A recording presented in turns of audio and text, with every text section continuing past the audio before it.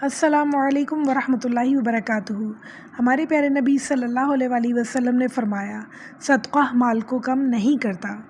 اس حدیث سے ہمیں یہ پتہ چلتا ہے کہ در حقیقت صدقہ دینے سے مال کم نہیں ہوتا، بلکہ اللہ تعالیٰ کی رحمتیں اور برکتیں اس میں شامل ہو جاتی ہیں۔ صدقہ دینے سے انسان کی زندگی سے مصیبتیں، آفتیں، پریشانیاں اور بیماریاں ٹل جاتی ہیں۔ صدقہ کنجوسی کو ختم کرتا ہے اور دل کو پاک کرتا ہے۔ صدقہ اللہ تعالیٰ کی رحمت اور حفاظت کا ذریعہ بنتا ہے۔ یقین جانیں، صدقہ دل کا سکون اور آخرت میں اجر کا سبب ہے۔ اور صدقہ صرف مال سے نہیں کیا جا سکتا، بلکہ عمل سے بھی کیا جا سکتا ہے۔ کسی کی مدد کرنا، کسی کے ساتھ مسکراہٹ سے ملنا، راستے سے تکلیف دہ چیز کو ہٹا دینا، اچھا مشورہ دینا بھی صدقہ ہے۔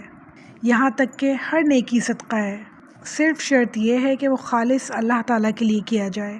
تو انشاءاللہ تعالیٰ آج سے ہم مال کے حساب سے بھی صدقہ کریں گے اور جسمانی حساب سے بھی صدقہ کیا کریں گے، تاکہ اللہ تعالیٰ اس دنیا میں بھی ہمارے لیے آسانی فرمائے اور آخرت میں بھی ہمارے لیے آسانی فرمائے انشاءاللہ۔ بارک اللہ فیک۔ السلام علیکم ورحمۃ اللہ وبرکاتہ۔